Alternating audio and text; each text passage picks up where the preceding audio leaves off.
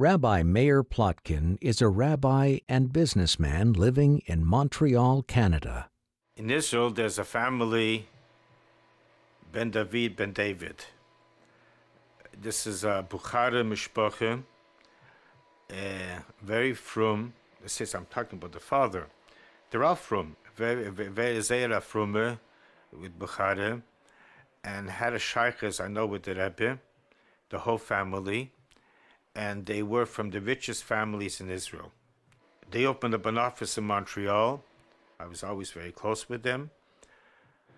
The first day Chol Hamoed, the son comes to my house and tells me that his father is very sick, and his father is finished. He can die tomorrow. And he's in big pain. There's only one thing he can do. He can make an operation, and the chances, if I remember right, is like 1 in a million. If it doesn't work, he dies by the operation. So the scenario is perfect. Asher al Kain, his father says, Ani lo seshum davar b'chag, so be'emtza achag, even though I'm in pain, I'm not doing nothing till after Simchas Torah. And after that, he's going to... So they called up to New York to get a bracha for the operation. And Rebbe doesn't answer. And he called up once or twice or 3 times. He says he's not going to make an operation without the Rebbe's bracha. But the Rebbe doesn't answer. The pain got worse. The matzav got worse.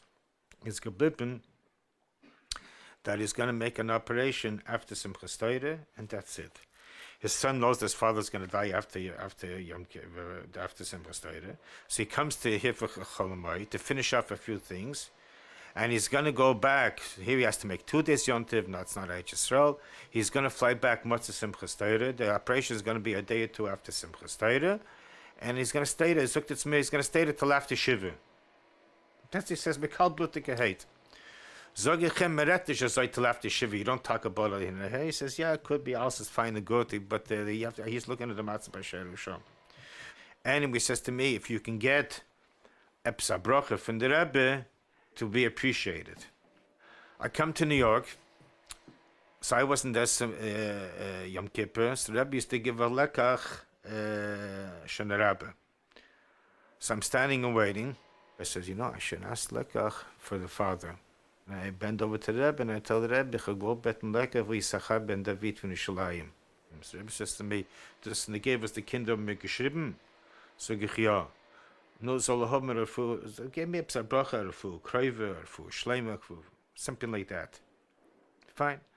So I call him up in Montreal. I told him what Rebbe said. I told him I have lekach, and I said, "Lavaizer b'cham b'koyim." He said, "Oh, many. Thank me. Fine." And fine. Es kommt Simchas Torah. Es kommt Motzei Simchas Torah. And after that, kosher bracha. So I'm standing about 2-3 in the morning with my kalashik.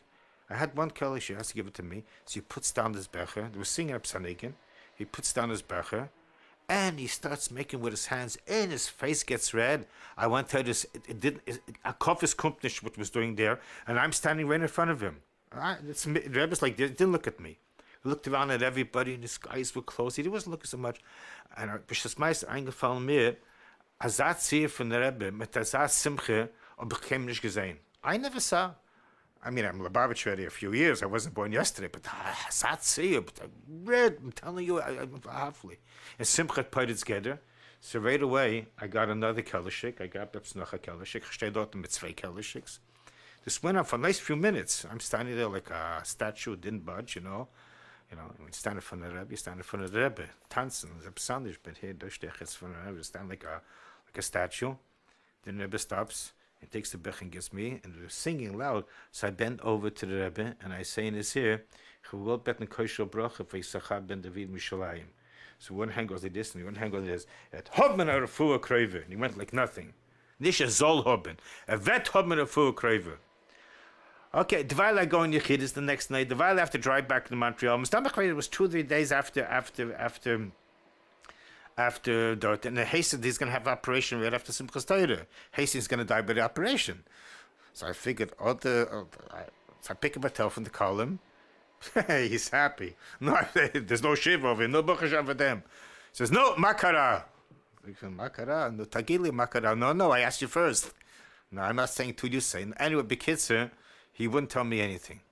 You have to tell me first. I'm going back. I want to hear from him. What's doing over there? So I told him, and I told him the Rebbe made it over there, that I never, I told him the ganze Sache, I told him, but it's good. So he says, no, okay. So he says, it worked. They took him to the hospital, and everything. So before you go to the hospital, you have to, before they're going to start cutting, you have to take x-rays again. They just want to make sure. There's nothing there. So he took another x-rays. There's nothing there. He's okay. He's healthy. And the pain taka went away. And he's healthy. So they sent him home. And the mishpacha said, there's a whole bunch of brothers and brother-in-laws. It's a big mishpacha.